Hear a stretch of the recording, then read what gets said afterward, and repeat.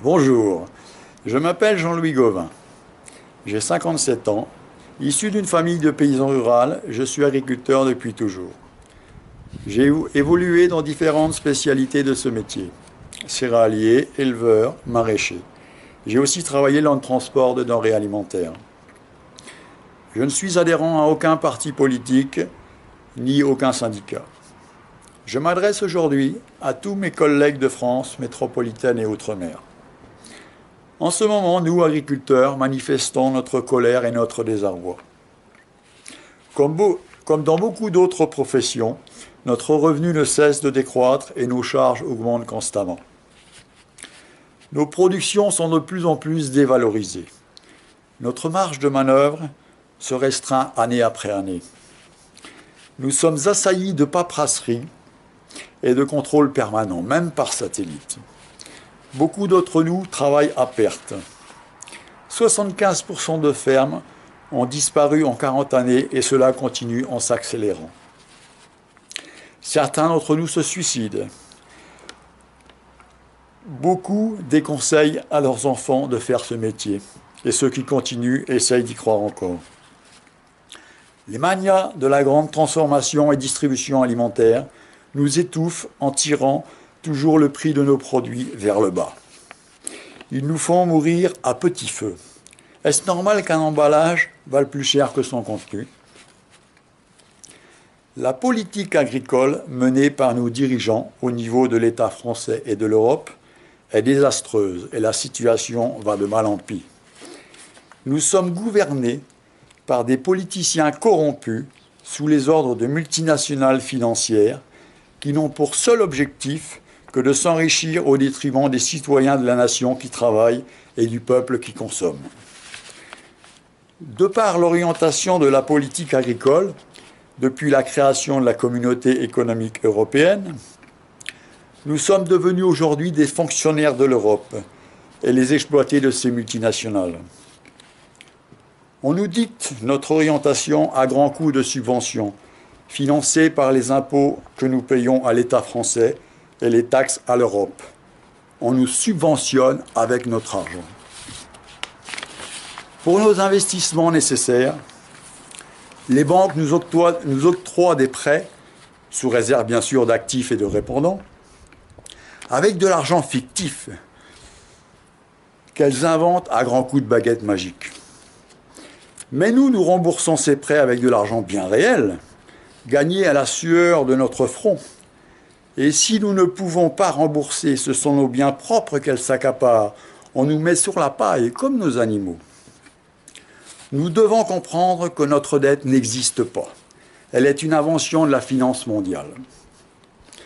Il est inacceptable de continuer à nous faire plumer sans réagir sérieusement et une bonne fois pour toutes.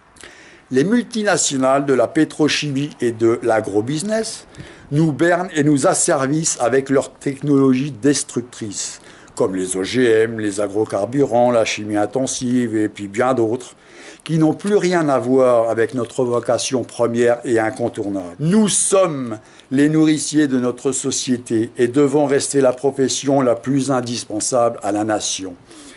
Il est inconcevable d'accepter les accords transatlantiques, le TAFTA entre autres, signés par nos politiciens véreux. Notre mort économique et sociale est certaine et va être très rapide.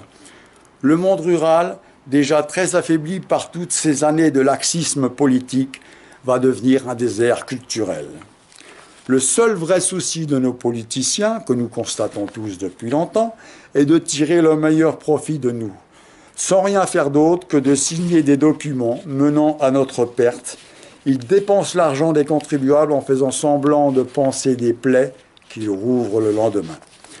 Nous devons refuser ce nouvel ordre mondial où la richesse produite par ceux qui travaillent pour le bien-être du monde ne profite qu'à une infime partie de gens qui n'ont plus rien d'humain et qui amassent des sommes astronomiques d'argent, tellement faramineuses qu'ils n'auraient pas assez de 5 vies pour tout dépenser.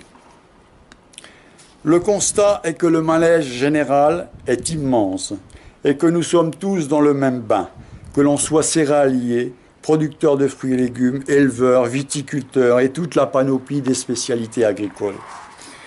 Et il en est de même pour les transporteurs routiers, pour les artisans et commerçants, pour les ouvriers, pour les petites et moyennes entreprises, les professionnels de la santé, les fonctionnaires des services publics indispensables à notre société, etc., etc. Tous nous faisons le même constat. Nos politiciens bradent la France, son patrimoine et son peuple au nouvel ordre mondial des financiers voraces. Nous devons arrêter ce système de république corrompue et antidémocratique et reprendre en main tous ensemble notre destinée. Depuis plusieurs années, des citoyens de toute profession, réalistes, humanistes et libres de pensée, c'est-à-dire des gens comme nous, ont analysé cette situation et travaillé ensemble à la mise en place d'une structure officielle, mondialement reconnue, qui va remplacer au cours de l'année 2016 nos gouvernants incapables d'œuvrer pour le bien-être de la nation et surtout illégitimes vis-à-vis de la Constitution française et de la Déclaration des droits de l'homme et du citoyen. Cette structure, basée dans l'éthique sur celle de l'après-Deuxième Guerre mondiale, est le Conseil national de transition de France, proclamé le 18 juin 2015, enregistré à l'ONU et déjà soutenu par la vraie armée française, pas celle soutenue par l'OTAN.